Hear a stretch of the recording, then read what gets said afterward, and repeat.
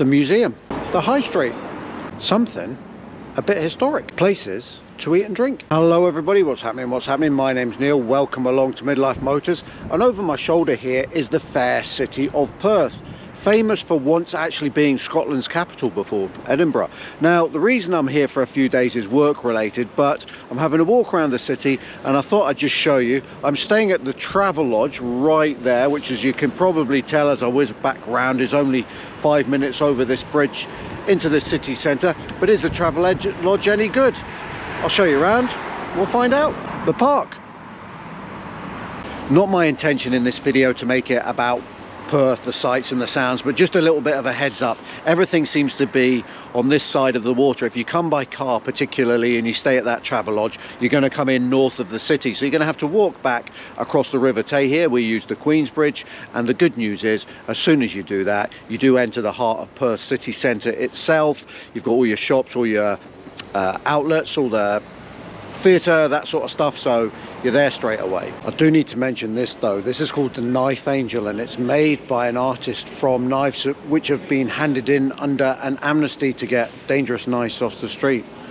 Nice touch. There are two ways into the Travelodge itself. Pedestrian entrance from the front, but if you're coming in by car, you'll probably come in round the back here. Now if I spin around, you'll see it's a massive car park. That's me parked in the corner there, and that's the way in off the just off the main road. One thing to bear in mind, this eatery next door is completely closed. You know, normally at a Premier Inn or something, you've got a Brewers Fair next year, which provides food and drink. There's nothing on site here, but as we saw earlier, you can just 5-10 minute walk and you've got food galore. But just bear that in mind.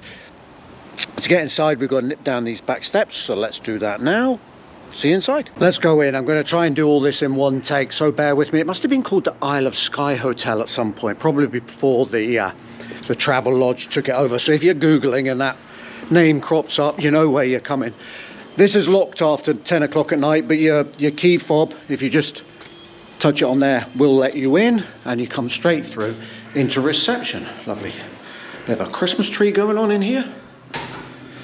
That's where you pick up your keys.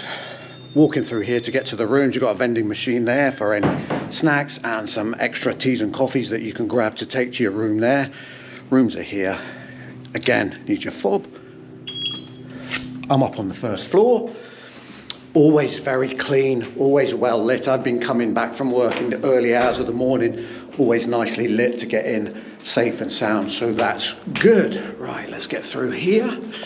Staff are lovely here as well. You bump into a few of the people on reception and cleaners are all very friendly. Look at it, it's always very clean.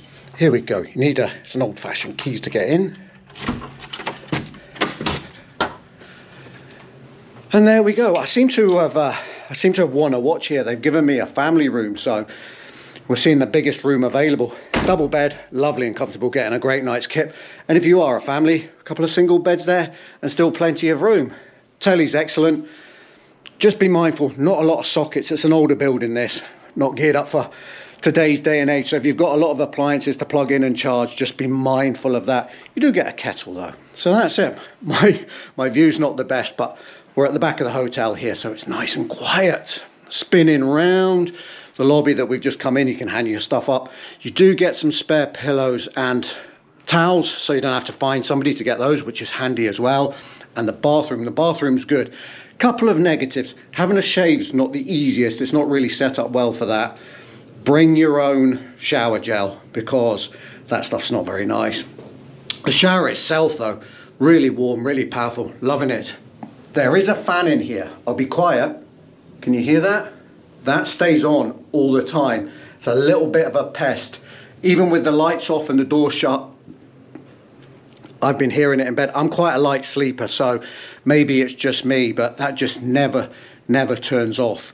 Apart from that, plenty of space, very clean, very tidy. I would say this is a cleaner room. The Travelodge here is cleaner than that Premier Inn that we were staying a couple of weeks ago in Dundee. Hopefully the link to that one will pop out shortly.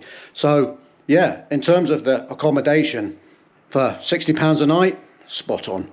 This one's in because if you know me, you know when I'm away and I'm on holiday, I like to keep training, and I found this gym called the Body Academy. £5 as you go. It's a pay-as-you-go place. Really nice and friendly in there. Hopefully a few pictures will pop out showing what it's like inside. It is a little bit more of an old school gym, so you won't have your cardio, the fitness type center. There is a gym group in one of the estates on the outskirts. This is a little bit more of a old school type gym. I'm going to dive in here and get it done. Well, there we go. That's my stay here. That's my days here done, and time to head home. I've got 100 miles to head back down the road, but it's been a great stay. The proximity of this to the town centre is absolutely ideal, and I've always had a great night's sleep, so you can't say fairer than that. Thanks very much for tuning in and watching this one. If it's been helpful, please give us a thumbs up, please give us a like. If you want to hit subscribe and see where else we end up, then superb stuff. I'd much appreciate that. See you again soon. Goodbye.